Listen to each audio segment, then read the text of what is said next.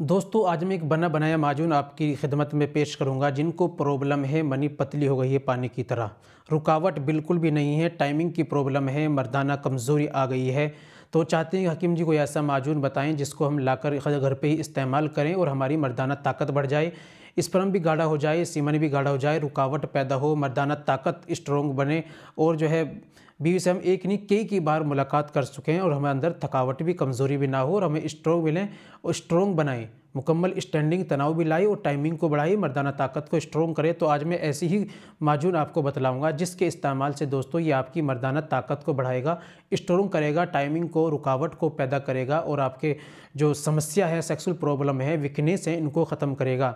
दोस्तों कौन सा माजून लेना है, कैसे इस्तेमाल करना है, क्या तरीका है, चलिए ये भी जान लेते हैं। ये बताने से पहले एक छोटी सी गुजारिश कि अगर आप हमारे चैनल पर नए आए हैं, अभी तक आपने हमारे चैनल सब्सक्राइब नहीं किया तो जल्दी से चैनल को सब्सक्राइब कर दें और बेल आइकन पर ऑल पर प्रेस कर दें। दोस्तों वीडियो को प्यार सा लाइक ज़रूर कर दें। तो दोस्तों चलिए शुरू करते हैं, जान लेते हैं आज के नुस्खे के बारे में। तो दोस्तों आपको लेना है माजून नवाबी नाइट गोल्ड।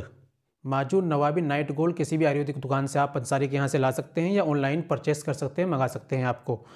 तो दोस्तों इसको इस्तेमाल का तरीका होता है 5 ग्राम छोटा वाला चम्मच, आधा सुबह खाली पेट लेना होता है और आधा चम्मच आपको रात में सोते समय, सुबह और शाम 2 वक्त दूध से इस्तेमाल कीजिए। कम से कम 40 दिन इसको इस्तेमाल कीजिए, इंशाल्लाह स्पर्म को गाढ़ा करेगा, रुकावट, टाइमिंग, जोश, तनाव, मर्दाना ताकत को स्ट्रोंग करेगा। लाइए और इस्तेमाल कीजिए और फ़ायदा उठाइए। और जिनको प्रॉब्लम ज़्यादा होती है हस्त के इस्तेमाल से या ज़्यादा कमज़ोरी आ जाती है, उनको अपना इलाज ज़रूर कराना चाहिए। अकेले माजून से मुकम्मल इलाज नहीं होता।